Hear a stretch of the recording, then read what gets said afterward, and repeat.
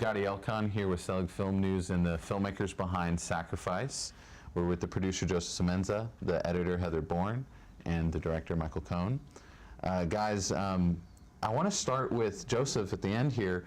The script process is a unique one. It's you tell us a bit about how this film kind of came to fruition with the script and where it went from there, your connection to it, and maybe Forrest Whitaker name thrown in there too. I work for this company called Junto Box Films, and what it is a sort of a crowdsourcing company, and I always sort of compare it to like Facebook meets Project Greenlight, and what it is we have this membership, and the member, Michael, for example, submits their script. They get sort of followers from other members on the site, and again, like Facebook, they get sort of a certain number of likes, and the more likes they get, the higher the film rises through the ranks, and then it becomes, I'm shortcutting a lot, it becomes kind of a finalist, and from those 5 finalists, we have what we call a mentor, sort of go through the scripts and then pick the one that he likes, and in this case, our mentor was Forrest Whitaker, who's our co-chairman, and he picked Michael's, and we made it, so here we are. Looking at Michael from that, tell us a bit about what it's like, where this Texas story came from, and a little bit about your Texas background, if you will. Well, actually, the story was originally conceived to happen in the Pacific Northwest. Really? Yeah. Was it football as well? It was football, but football is such a deeply rooted American sport, and it's just emblematically American. I felt when I originally conceived the story that I could create a small town in almost any state and have high school football be important to that small town. But about 6 years ago, Heather and I moved to Texas, and I started massaging the story to sort of transplant the idea from the Pacific Northwest to Texas. At that time, I didn't have any specific town in mind. But then when I started working with Junto Box and it looked like it was really going to happen, it made sense to keep it in Texas because it was going to be less expensive to shoot in Texas than in Los Angeles. But if you watch the film carefully, there is no geographic specificity. There's no specific town name mentioned, and even the football team name is only obliquely referenced. So a person can watch the film and feel that it has a strong Texas flavor and even a Texas identity without knowing exactly where in Texas it all happened. All you really know from watching the movie is it's somewhere in Texas where these boys are fairly close to forest, wilderness. Yeah. So, probably East Texas, North Texas, so who knows? Well, that's interesting because what I love, because I used to cover Texas high school football, and I love the football sequences at the beginning. Where did the idea for the shoeless part, the barefoot part, come from? Was that something you just threw in there for fun, or? Well, no. Or was that a Northwestern thing? Maybe they run differently up there. No. The grass is taller. They have to have huge feet. The idea of the opening of him taking his shoes off really came from the character of Hank himself, because I'd always had this notion in my mind that when he was younger and he and his brother were more innocent, that they had this ritual that they did together, where they would sort of escape from the confines of the house, and whether it was a big field behind the house or it was a nearby empty lot, and they would just run together, both of them. This is when they were probably 4 or 5 years old. And that was such an important ritual that it was something that Hank often thought about when he was sort of focusing his mind and getting ready to play football. So that idea grew into this notion of, it was easy for me to imagine that there's this player that has his own rituals, and one of the rituals is if the team is losing, or if he somehow needs to really gather himself and focus himself, he does this thing more than once where he takes off his shoes and he takes off his socks and he feels the turf with his feet, and it sort of takes him back to that moment of innocence, and it helps him focus and get ready for whatever is going to come next in the game. Whether they're in the final quarter or they're just starting, it's just something he does to focus his thinking. Well, looking at that innocence, the brothers go on a pretty crazy journey, and innocence is maybe lost, if you will. Yeah. Can you talk about finding Luke and Austin? Austin's done a lot of good work, and also Brandon and Louis Tan? Yeah, Louis Tan. Yeah. Finding those young actors, they were brilliant in this film. All of them are wonderful. Well, we actually did a lot of probably 12, 13 auditions in and around the Houston area over a period of about a year, because before I partnered up with Junto Box, I really had planned on making this as a micro-budget film in Houston, and so I was auditioning all over the Houston area. But as a result of that, I had a really wonderful list of prospects of local actors if we were going to go that way. But when I partnered up with Junto Box, the budgetary reality changed, and suddenly we had the option of going to Los Angeles, which we did for about 2 very intensive weeks. And during those 2 weeks, we auditioned, I don't know, probably ultimately dozens of actors that were sort of reduced to a list of, say, 5 or 6 for the role of Hank, 3 or 4 for the role of Tim, and the same thing, 2 or 3 for the role of Kaz, a few for the role of Ben, and it was just a process of winnowing down through the auditions, and then finally making some decisions. And some of it has to be attributed to dumb luck, because you never know when you're casting 4 young actors who've never worked together before what the chemistry is going to be like. You just have to, you make your best effort to find really interesting people that you think will be compelling in the role. But until these guys got together in a room, you really don't know. And we were wonderfully lucky, because when they got together in a room, the actors themselves, they forged a bond really quickly. They supported each other, and I think that the way they gave to each other as actors really elevated their performance, and that was pure luck. Oh, they were great. Yeah. I mean, especially when it gets a little crazy. Yeah. I'm curious, there's a lot of water, there's a lot of rain.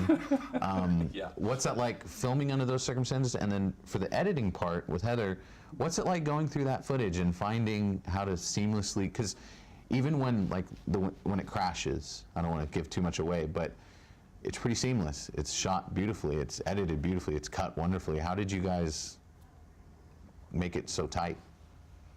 Go ahead, hon. Do you want to talk about the shoot? Well, do you want to talk about the shooting first? Because I think for the actors it was kind of hell.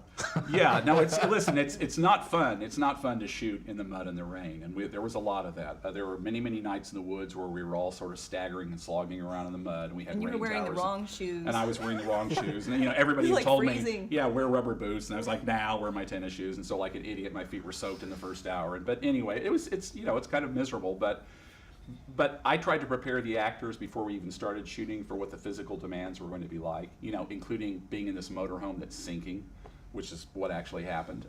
So before we ever started shooting, I let them know, look, you've read the script, you know that there's going to be a lot of nights, which are difficult anyway, and you're going to be wet and you're going to be cold, and it is what it is. And they were young and, invincible, and so they went charging into it like soldiers. Yeah. But before I would see the roll, before the Oh, yeah. action would begin, they would just be like, ah! Yeah. And then they would start acting. Yeah. The hardest thing in the editing was the continuity of the rain, because we ended up changing, some of the order of scenes as you do. And so we had rain, no rain, rain, no rain. And, sometimes we had to put in, some flashes of lightning and some sounds, rumbly sounds of thunder, so that when the next scenes came and it was suddenly raining, it wouldn't seem out of place. Oh, wow, yeah. So that was a challenge for me. So in the reality of this story, it's either always raining or always about to rain, or it just stopped raining. It's like Seattle. See, Pacific Northwest. There you go. And terrible feet ideas, That's barefoot, right. Yeah. tennis shoes. Trench foot. Yeah. There's another credit on the editing. Yeah. Can you talk a bit about that and Yeah. about him? Yeah. So we had gotten, I don't know how many months we'd been editing for. It was a long time. Many months.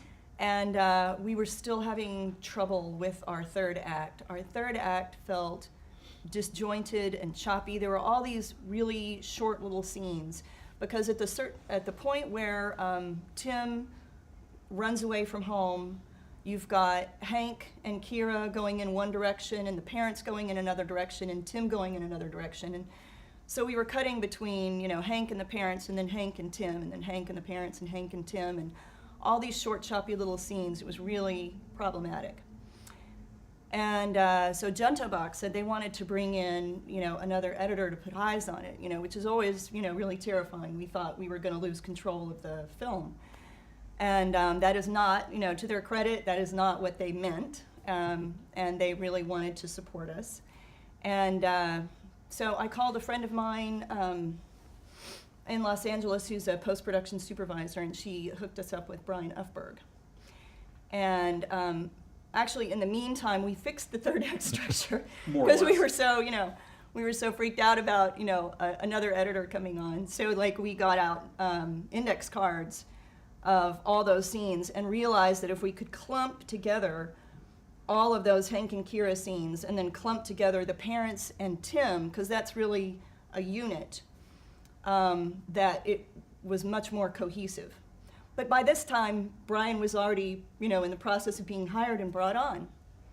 And he was very gentlemanly, and he was very complimentary, and he didn't want to change the editing. He wanted to go in and surgically make the film better, and he did. He went, he changed all sorts of things, but one of the things I thought was really great was he looked at all the scenes with Melora Walters, and made the mother's role.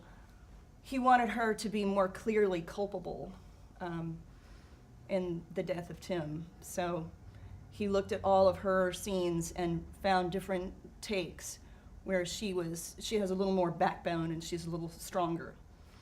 So it made a big difference. And sometimes these micro changes make a huge difference in the overall. It definitely helps because she is the link to the police and to the reality of what happened. I love that part of the film. Then kind of maybe gets to the title, the sacrifice, and Dermot's character. Right. Can you talk about making that choice of where he goes with that choice of what happens to, the son? I mean, you guys leave it ambiguous, but there seems to be a sacrifice that happens at the very end that seems horrific. Well, the plan that the parents come up with takes place off screen, but you're given the information. Yeah, you never you never have this moment on screen where you see the mother and father making this decision, this unthinkable decision, and then one of them saying, okay, well, we're going to do this, and you're going to do this, and you're going to do this.